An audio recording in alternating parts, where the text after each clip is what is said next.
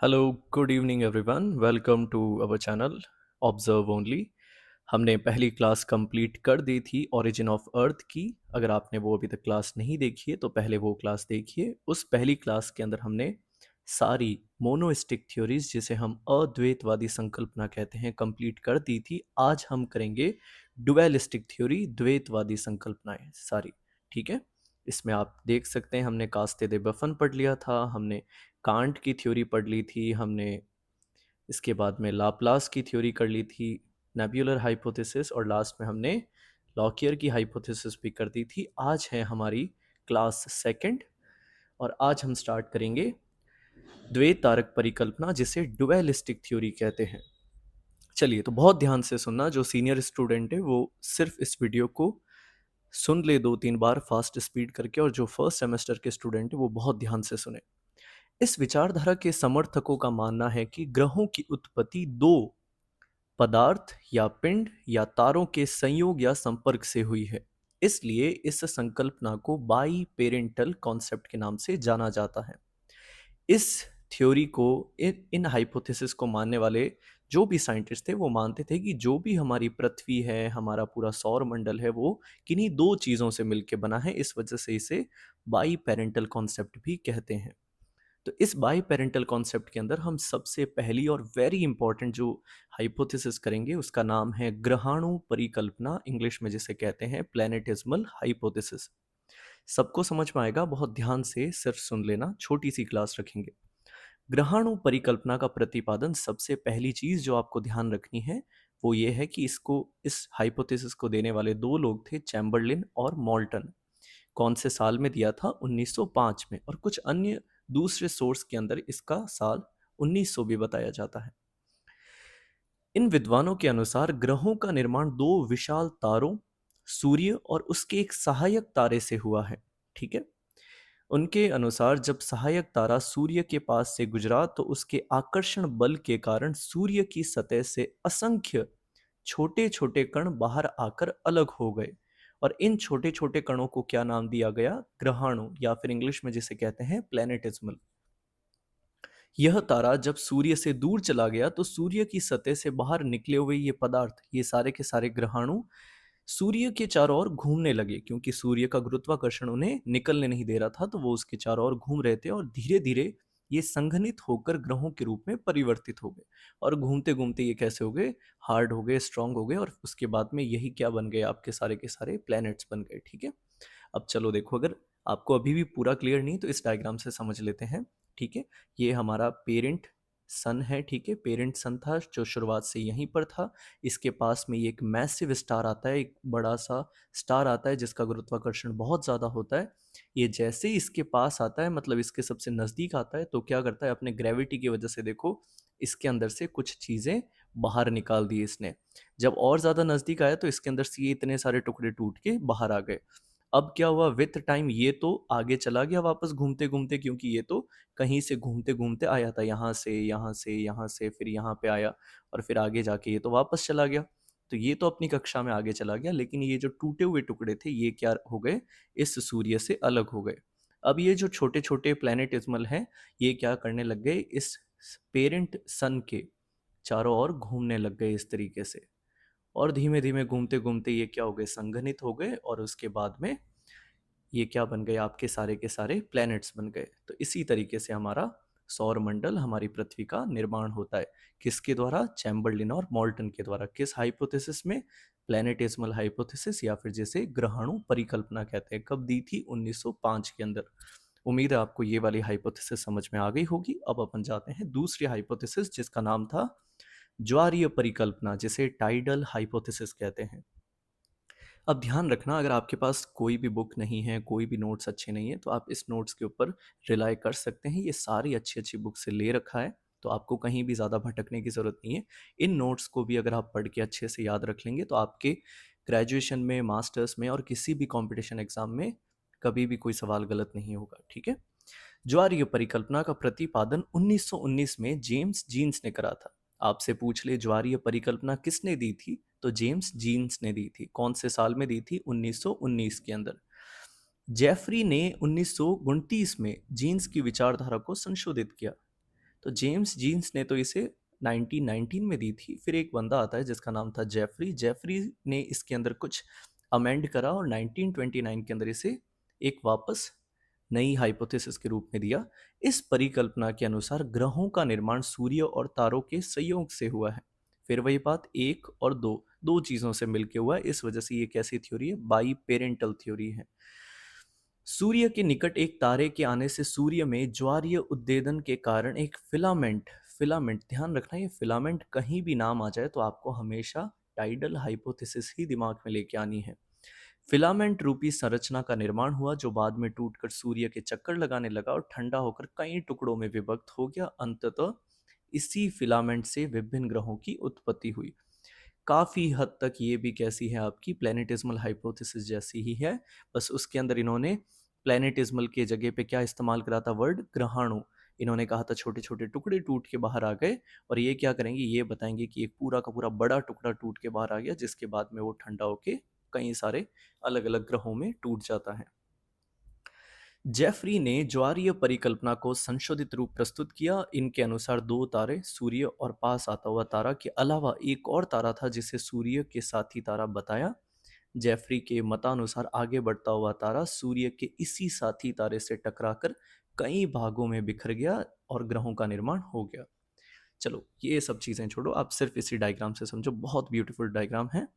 ये एक सूरज था हमारा, ठीक है। इस सूरज के पास से ये एक दूसरा सूरज जा रहा था, एक अलग तारा जिसे हम कह सकते हैं, एक और तारा जा रहा था इसके पास से।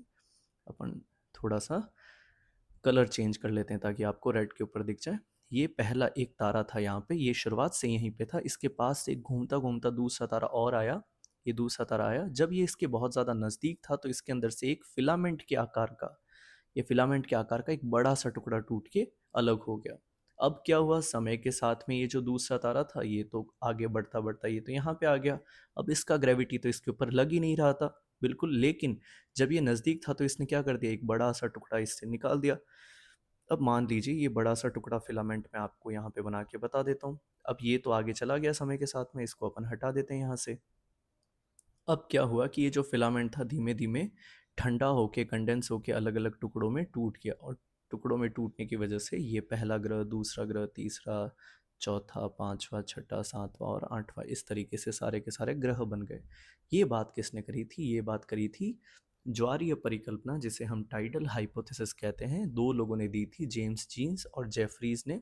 जेम्स जीन्स ने इसे 1919 में दिया था और जेफरी ने इसे 1929 के अंदर थोड़ा सा संशोधित करके दिया था, ठीक है। उम्मीद है आपको ये वाली भी हाइपोथेसिस समझ में आ गई होगी। अगर ये भी समझ में आ गई है तो हम आगे बढ़ते हैं। तीसरी हाइपोथेसिस है हमारी युग्म तारा परिकल्पना, जिसे हम बाइनरी स्टार हाइपोथेसिस कहते हैं, ठीक है। अब देखिए, सबसे पहले तो ये किसने दी थी? तो अमेरिकी विद्वान जिनका नाम था H.N. रसेल, और इंग्लैंड के विद्वान थे जिनका नाम था R.A. लिटिलटन। वैज्ञानिकों द्वारा इस परिकल्पना का प्रतिपादन कब किया गया था? 1937 के अंदर। जरूर ध्यान रखना, 1937 में। उनके मतानुसार आदिकालीन सूर्य केवल एक तारा ही नहीं था, वरन इसके समीप एक साथी तारा भी था। एक ही सूरज नहीं था, ये कह रहे इसके पास में एक और सूरज था, ठीक है। विशालकाय तारे के ज्वारीय बल और गुरुत्वाकर्षण बल की अधिकता के कारण साथी तारे से कुछ पदार्थ विशालकाय तारे की ओर आकर्षित होकर उसी दिशा में चक्कर लगाने लगे। इसी पदार्थ से आगे चलकर ग्रहों का निर्माण हुआ। इन ग्रहों की आपसी आकर्षण बल के कारण ग्रहों से निकलने वाले पदार्थों से उपग्रहों का निर्माण हुआ। काफ़ी हद तक वही बात कह रहे हैं, बस इसमें इन्होंने ये कहा है कि जब ये बड़ा सूरज अपनी जगह पर था, इसके पास से एक छोटा तारा आया। इस बड़े सूरज के ग्रेविटेशन की वजह से इस छोटे से तारे के अंदर से खूब सारी चीज़ें निकली, छोटा तारा आगे चला गया और ये चीज़ें टूट के बाद में ग्रहों का निर्माण कर देता है। ये बात किसने करी थी? Binary star hypothesis. दो नाम ज़रूर याद रख लेना, इससे ज़्यादा सवाल तो नहीं बनते हैं, बट नाम आपको ज़रूर ध्यान रखना है। H.N. रसेल और R.A. लिटिलटन। कब दिया था? 1937 के अंदर। तो आप इसका बेसिक ध्यान रख लेना। अगली जो थ्योरी है वो थोड़ी सी इंपॉर्टेंट है, यहाँ से सवाल अक्सर बनते हैं। अगली थ्योरी का नाम है होयल की नव तारा परिकल्पना, सुपरनोवा हाइपोथेसिस, ठीक है। सुपरनोवा हाइपोथेसिस, सुपरनोवा एक्सप्लोजन के बारे में आपने सुना होगा, नहीं सुना है तो अभी आपको समझा देंगे। ब्रिटिश गणितज्ञ होयल ने वैज्ञानिक तथ्यों के आधार पर यह परिकल्पना 1939 में दी थी। तो ये हाइपोथेसिस कब आई थी? 1939 में आई थी। नाभिकीय भौतिकी से संबंधित सिद्धांत हैं, 3 तारों से ग्रहों की उत्पत्ति। तो अगर आपसे एग्जाम में पूछ ले कि 3 तारों से ग्रहों की उत्पत्ति की बात किस विद्वान ने किस परिकल्पना में करी थी, तो आपको सब ध्यान रखना है। हॉयल नाम का विद्वान था। कौन सी परिकल्पना थी? नव तारा परिकल्पना, इंग्लिश में जिसे सुपरनोवा हाइपोथेसिस कहते हैं। कब दी थी? 1939 में। चलिए अब इस डायग्राम से समझते हैं, ठीक है। सबसे पहले ये हमारा सन था जो अपनी जगह पर था। इसके पास में ये कंपेनियन सन घूमता घूमता आता है। इस कंपेनियन सन के अंदर क्या होता है? एक्सप्लोजन होता है, सुपरनोवा एक्सप्लोजन होता है, एक्सप्लोजन ऑफ नोवा। ये जो सूरज था ये क्या हो जाता है? विस्फोट हो जाता है। विस्फोट होने से इसके जो छोटे छोटे टुकड़े होते हैं सारे छोटे छोटे टुकड़ों के रूप में बिखर जाता है। अब देखो ये जो सूरज था ये इसके अंदर विस्फोट हो गया। अब ये क्या हो गया? छोटे छोटे टुकड़ों के रूप में बन गया। तो एक तरीके से बादल बन गया सारे गैसेस का और छोटे छोटे टुकड़ों का। अब ये बादल जो है ये इसके चारों ओर घूमने लग गया, घूमने लग गया। काफ़ी टाइम तक घूमने के बाद में क्या हो गया? कंडेंस हो गया, एक तरीके से संघनित हो गया। कंडेंस होने से ये जो छोटे छोटे टुकड़े थे ये आपस में क्या हो गए? बड़े बड़े टुकड़ों में परिवर्तित हो गए। और यही बड़े बड़े टुकड़े बाद में जाके अपनी अपनी कक्षाओं में घूम के क्या बना देते हैं? ग्रहों का निर्माण कर देते हैं, जैसा आज हम देखते हैं। तो आप देख सकते हैं Mercury, Venus, Earth, Mars, Jupiter, Saturn, Uranus, Neptune, Pluto, ये सारे के सारे ग्रह बना देते हैं। ये बात किसने करी थी? ये बात करी थी हॉयल ने। कौन सी परिकल्पना में? नवतारा परिकल्पना, सुपरनोवा हाइपोथेसिस, 1939 के अंदर। अब अगर यहाँ तक आप वीडियो में पहुँच गए तो ये ध्यान रखना, आपको ये सारे नोट्स प्रॉपरली मिल जाएंगे। तो आपको कहीं से भी कोई दिक्कत नहीं आएगी। अगर आपको ये नोट्स चाहिए तो मैं आपको लास्ट में बताऊंगा कि आपको ये नोट्स कहाँ पे मिल सकते हैं, ठीक है। अगली थ्योरी है रॉक्सन की विखंडन परिकल्पना, ठीक है। रॉक्सन की ये परिकल्पना कोणीय संवेग की सुरक्षा के नियम पर आधारित है।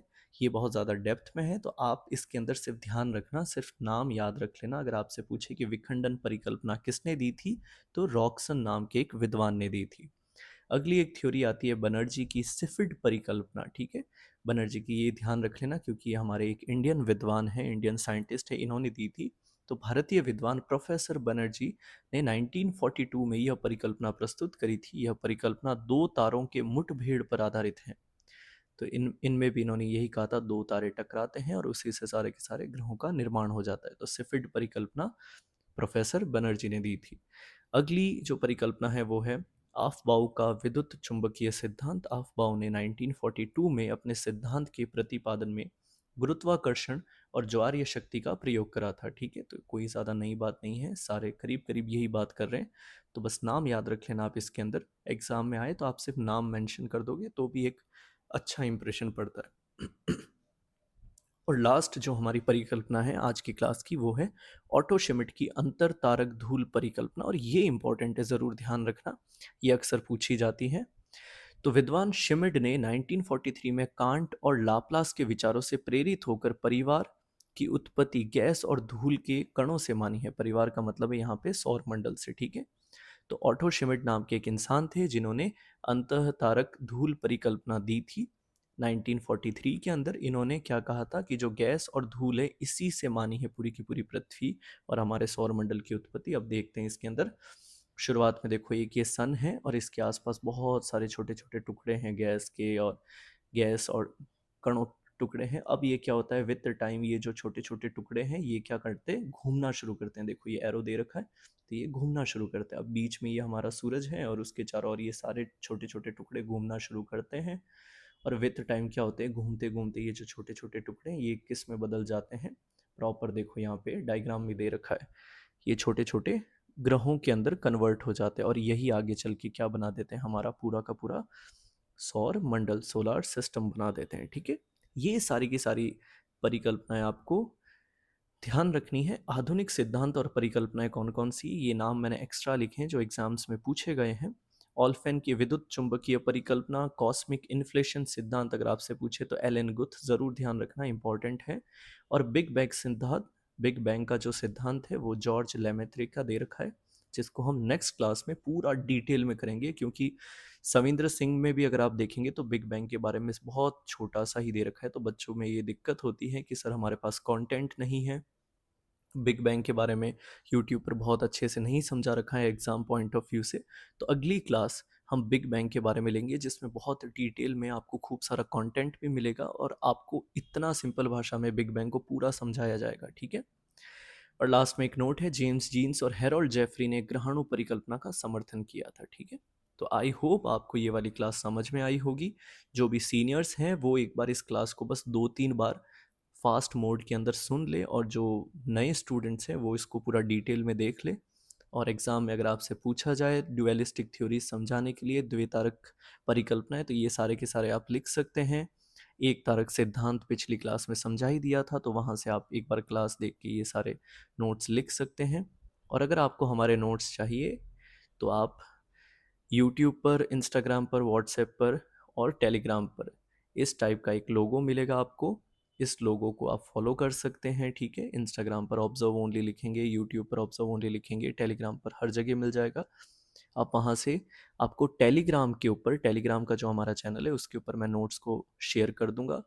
और फिर भी अगर आपको लिंक वगैरह नहीं मिल रहा है, वैसे मैं डिस्क्रिप्शन में डाल दूंगा इस वीडियो के, फिर भी अगर नहीं मिलता है तो आप मुझे 9950590604 इन नंबर पे आप मुझे मैसेज कर सकते हैं, तो आपको नोट्स शेयर कर दिए जाएंगे। अगली क्लास में ज़रूर मिलना। अगली क्लास में हम पूरा का पूरा बिग बैंग को हम कंप्लीट करेंगे, और उसी के साथ हमारा पहला चैप्टर जो होगा ओरिजिन ऑफ अर्थ वो कंप्लीट हो जाएगा। तो अगर आप किसी भी क्लास के स्टूडेंट हैं, आप चाहे ग्रेजुएशन के स्टूडेंट हैं, चाहे आप एमए एमएससी के स्टूडेंट हैं, और अगर आपके जियोग्राफी सब्जेक्ट हैं, या फिर आप किसी कंपटीशन एग्ज़ाम की तैयारी कर रहे हैं, तो उसके लिए भी आपको ये सारी चीज़ें ध्यान रखनी है। तो इतने प्रॉपर नोट्स वगैरह सब आपको मिल जाएंगे। उम्मीद है आपको ये क्लास समझ में आई होगी। मिलते हैं हम नेक्स्ट क्लास के अंदर।